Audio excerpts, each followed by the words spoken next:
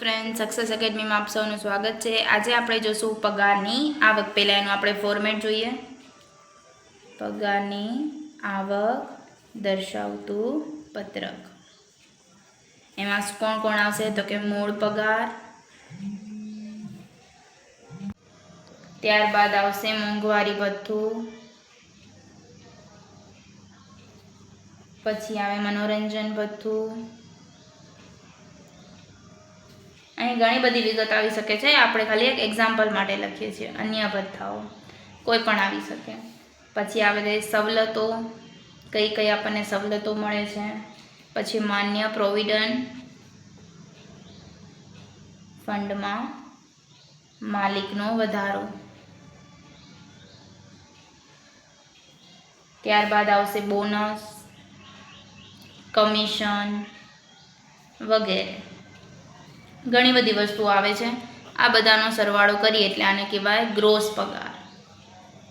એમાંથી માઇનસ થાય ખાસ કપાતો। ખાસ કપાતો કઈ કઈ આવે તો કે એક આવે સ્ટાન્ડર્ડ કપાત, જે વધુમાં વધુ 50,000 સુધી હોય છે। ત્યારબાદ આવે કરમુક્ત મળી હોય તો તે, જે પણ આપણને મળી હોય। ચૂકવેલ વ્યવસાય વેરો આવે। આનામાંથી ગ્રોસ પગારમાંથી આપણે માઇનસ કરીએ એટલે આપણને જે જવાબ મળે એને કહેવાય કરપાત્ર પગાર। હવે જેમ કે મૂળ પગાર છે, મોંઘવારી ભથ્થું છે, મનોરંજન ભથ્થું, આ બધા માટે અલગ અલગ નિયમો છે જે આપણે લાઇન વાઇઝ જોઈએ। આમાં જોશું આપણે સૌપ્રથમ ઘર ભાડા ભથ્થું। ઘર ભાડા ભથ્થું એના માટે રૂલ છે। પહેલી વસ્તુ છે ખરેખર મળતું ઘર ભાડા ભથ્થું। ત્યાર પછી બીજો છે ખરેખર ચૂકવેલ ભાડું। ખરેખર ચૂકવેલ ભાડું એમાંથી માઇનસ થાય પગારના 10%, જેટલો પણ પગાર હશે એના 10%માંથી માઇનસ કરશું। અને ત્રીજું છે ભાડે રાખેલ મકાન જો મુંબઈ હોય, યા તો ચેન્નઈ હોય, યા તો દિલ્હી હોય, યા તો કલકત્તા હોય, તો પગારના 50% થાય। અને અન્ય સ્થળ હોય તો પગારના 40% હોય। જો તમને શું કીધું છે, ભાડે રાખેલ મકાને મુંબઈ, ચેન્નઈ, દિલ્હી કે કલકત્તા હોય તો પગારના કેટલા ટકા લેવાનું? 50%। અને અન્ય કોઈ પણ સ્થળ હોય તો કેટલા લેવાનું? 40%। પગાર એટલે કયો કયો પગાર આવશે? પગારની અંદર કોણ કોણ આવે તો કે મૂળ પગાર આવે, તો એમાં મોંઘવારી ભથ્થું હોય પ્લસ થાય, જે તમને આપી દીધેલું હશે। અને વેચાણ કિંમત હોય તો તે પ્લસ કરવાની, બાકી આપેલું ના હોય તો નહીં પ્લસ કરવાની। મોંઘવારી ભથ્થું હોય અને એ પણ નિવૃત્તિના લાભ માટે થતું હોય તો જ થાય। કોણ થાય? નિવૃત્તિના લાભ માટે હોય તો જ લેવાય, નકલ લેવાશે નહીં। ત્રણ વસ્તુ મળી આપણને। સૌથી બીજું ખરેખર ઘરભાડા ભથ્થું, પછી બીજામાં શું કીધું તો કે ખરેખર ચૂકવેલ ભાડું અને પગારના 10% એમાંથી શું થઈ જશે? માઇનસ થઈ જાય। ત્રીજું આવ્યું ભાડે રાખેલ મકાને મુંબઈ, ચેન્નઈ, દિલ્હી, કલકત્તા હોય તો પગારના 50% લેવા, અને અન્ય સ્થળ હોય તો પગારના 40% લેવા। પછી જે આવશે રકમ એ તમારી થઈ જશે, ત્રણમાંથી જે પણ નાનું હશે એ તમારું થશે કર મુક્તિ। ત્રણ પૈકી જે રકમ નાની હોય તે કરમુક્ત ગણાય। તે શું ગણાય? કરમુક્ત ગણાય। બાકીની હશે એ કરપાત્ર થશે। ઘરભાડા ભથ્થાની ગણતરી માટેનો દાખલો ગણીએ। બેંગ્લોરના શ્રી મહેશે નાણાવટીને વાર્ષિક ₹6 લાખનો મૂળ પગાર મળે છે તથા મોંઘવારી ભથ્થું વાર્ષિક 1,50,000 મળે છે, જેનો સમાવેશ પ્રોવિડન્ટ ફંડના હેતુ માટે પગારમાં કરવામાં આવે છે। એણે કીધું છે કરવામાં આવે છે એટલે પગાર મૂળ પગારમાં અહીં આપણે પ્લસ કરવામાં આવશે। તે ઉપરાંત તેમને મોંઘવારી પગાર 96,000 તથા ઘરભાડા ભથ્થું 1,44,000 મળે છે। તેઓ રહેવાના મકાનનું ભાડું 1,50,000 ચૂકવે છે। નાણાકીય વર્ષ 2023-24 માટે કરમુક્ત ઘર ભાડા ભથ્થું નક્કી કરો। એના માટેનું આપણી 3 શરતો છે। ઘર ભાડા ભથ્થું એના માટે 3 શરત હતી। પહેલી શરત શું હતી તો કે ખરેખર મળતું ઘર ભાડા ભથ્થું, ઘર ભાડા ભથ્થું. ત્યારબાદ બીજી શરત શું હતી? તો કે ખરેખર ચૂકવેલ ભાડું અને માઇનસ પગારના 10%. ત્યારબાદ ત્રીજી શરત શું હતી? તો કે પગારના, હવે જો આની અંદર આપણને કયું શહેર આપેલું છે? બેંગ્લોર આપેલું છે. જો મુંબઈ, ચેન્નઈ, દિલ્હી અને કલકત્તા હોય તો પગારના 50% આવે અને આના સિવાય હોય તો પગારના 40% આવશે. ક્લિયર? હવે આપણને કઈ કઈ વસ્તુ આપેલી છે જોતા જઈએ. પહેલું જોઈએ ખરેખર મળતું ઘર ભાડા ભથ્થું. તો ખરેખર મળે કેટલું છે? અહીંયા લખેલું જ છે. મળે કેટલું છે? 1,44,000. ત્યારબાદ બીજો રૂલ છે ખરેખર ચૂકવેલ. તો ચૂકવો કેટલું છે ભાડું? આયરું અહીંયા લખેલું જ છે કે ચૂકવે કેટલું છે? 1,50,000 માઇનસ પગારના 10% આવે. પગાર એટલે કયો પગાર લેવાનો આવશે આમાં? તો કે એણે કીધું છે કે મોંઘવારું જે ભથ્થું છે એ આપણે પ્રોવિડન્ટ ફંડના પગારમાં યુઝ કરવામાં આવે છે એટલે એ પણ આમાં પ્લસ થાય. એટલે મૂળ પગાર પ્લસ મોંઘવારી ભથ્થું થાય. મોંઘવારી પગાર ન થાય. શું થાય? મોંઘવારી ભથ્થું. તો મૂળ પગાર કેટલાનો છે? 6 લાખ અને મોંઘવારી ભથ્થું કેટલું છે? 1,50,000. એટલે કેટલું થશે ટોટલ? 7,50,000. તો 7,50,000ના 10%. 7,50,000ના 10% એટલે કેટલા થશે? 75,000. તો 1,50,000માંથી 75,000 માઇનસ કરીએ એટલે કેટલા આવશે? 75,000. ત્યારબાદ શું કીધું છે? પગારના 40%. પગાર એટલે કયો? 7,50,000 એના ગુણ્યા કેટલા કરશું? 40%.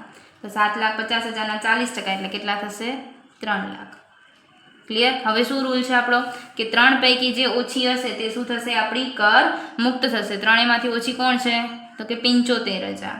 તો અહીંયા લખીશું આપણે ઘર ભાડા ભથ્થા માટે કર મુક્ત રકમ કઈ આવશે? તો કે 75,000. તો કે કર પાત્ર કઈ આવશે?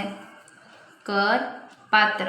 તો કે કેટલું ખરેખર ભાડું મળતું હતું? 1,44,000 મળતું હતું. એમાંથી કર મુક્તિ કેટલાની મળે છે? તો કે 75,000ની. 1,44,000માંથી 75,000 માઇનસ કરીએ એટલે કેટલા આવશે? 69,000. આ શું થઈ જશે? તમારું કર પાત્ર. આપણે ઘર ભાડા ભથ્થામાં બીજો સમ સોલ્વ કરીશું.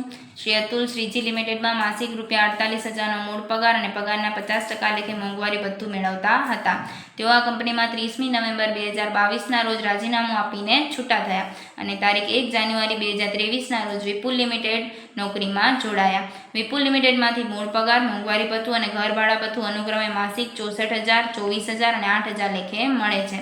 વિપુલ લિમિટેડમાં પ્રોવિડન્ટ ફંડનો ફાળો મોંઘવારી ભથ્થા સહિતનો પગાર પણ ગણાય છે. આમાં કાંઈ ઇન્ફોર્મેશન કીધી નથી શ્રીજી લિમિટેડમાં એટલે એમાં લેવાશે નહીં અને વિપુલ લિમિટેડમાં કીધી છે એટલે એમાં લેવાશે. શ્રી અતુલ તેમના રહેઠાણના મકાન અંગે ₹10,000નું ભાડું ચૂકવવા હોય તો આકારણી વર્ષ 23-24 માટે કરમુક્ત ઘર ભાડા ભથ્થાની ગણતરી કરો. પહેલું આપણે કરીએ શ્રીજી લિમિટેડ. તો એની કઈ તારીખ આવશે? તો કે 1/4/22થી ચાલુ થાય ને એને નોકરી ક્યારે છોડે છે? 30/11/2022ના. એટલે કેટલા મહિના થાય છે? તો ચોથા મહિનાથી 11મા મહિના એટલે કેટલા મહિના થાય? 8 મહિના. પહેલાં આપણે શરત જે છે આપણે એ લખી નાખીએ. સૌ પહેલી શરત કઈ આવે? તો કે ખરેખર મળેલ ઘર ભાડા ભથ્થું. ત્યારબાદ બીજી શરત કઈ આવે છે? તો કે ખરેખર ચૂકવેલ ભાડું અને માઇનસ પગારના 10%. ત્રીજું શું આવે છે? તો કે પગારના, હવે અહીંયા કોઈ ઇન્ફોર્મેશન આપેલી નથી એટલે ડાયરેક્ટ પગારના કેટલા ટકા આવશે? 40%. ક્લિયર? હવે ઘર ભાડા ભથ્થું કયું કીધું છે એણે? મળે. તો આપણે અહીંયા જોઈએ તો મળે છે કેટલું ઘર ભાડા ભથ્થું? ગુણ્યા 6,000 ગુણ્યા 8 એટલે કેટલા આવશે? 48,000. ત્યારબાદ ખરેખર ચૂકવેલ ભાડું. ચૂકવેલ ભાડા માટે નીચે ઇન્ફોર્મેશન આપેલી જ છે. 10,000 એ માસિક છે એટલે કે 10,000 ગુણ્યા 8 એટલે કેટલા થશે? 80,000 માઇનસ પગારના 10%. તો પગાર એટલે કયો પગાર? અહીંયા 48,000 છે. મૂળ પગાર એ જ આવશે પણ એ માસિક છે. આપણે એને શેમાં કરવો પડશે? વાર્ષિકમાં. તો કે 48,000 ગુણ્યા કેટલા માસ થશે? 8 માસ એટલે કેટલા આવશે? 3,84,000 એના કેટલા ટકા લેશું આપણે? 10% લેશું. તો 3,84,000 ના 10% એટલે કેટલા થશે? 38,400. તો 80,000 માંથી 38,400 માઇનસ કરીએ એટલે કેટલા આવશે? 41,600. ત્યારબાદ પગારના 40% એટલે 3,84,000 એના કેટલા ટકા? 40% એટલે કેટલા આવશે?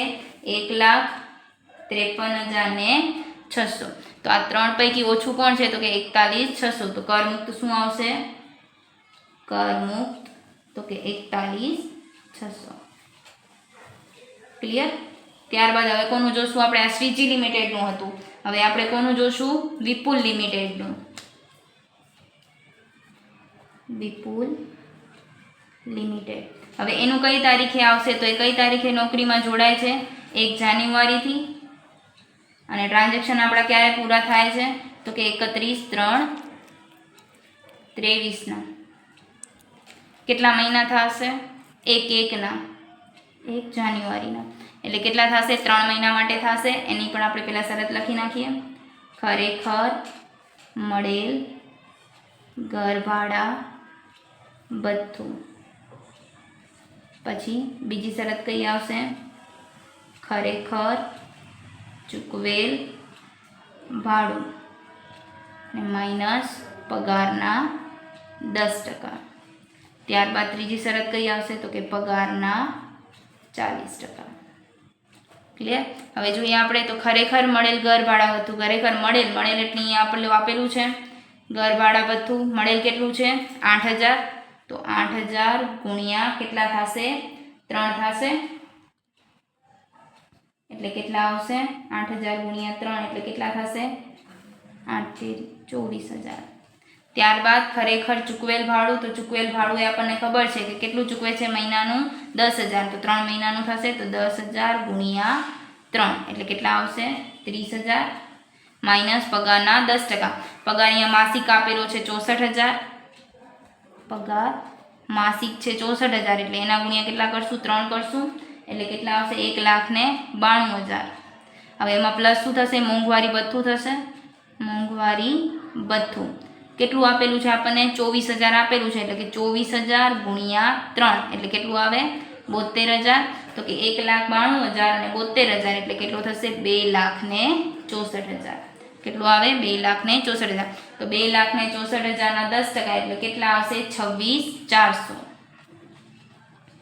તો 30,000 માઇનસ 26,400 એટલે કેટલા આવશે? 3,600. ત્યારબાદ પગારના 40% એટલે કે 2,64,000 એના કેટલા ટકા? 40%. એટલે કેટલા આવશે? 1,05,600. હવે આ ત્રણ પૈકી ઓછું કોણ છે? તો કે 3,600. તો કર મુક્તિ કેટલાની મળે? કર મુક્તિ તો કે 3,600. આખો દાખલો તમે જોઈ શકો છો. Thank you.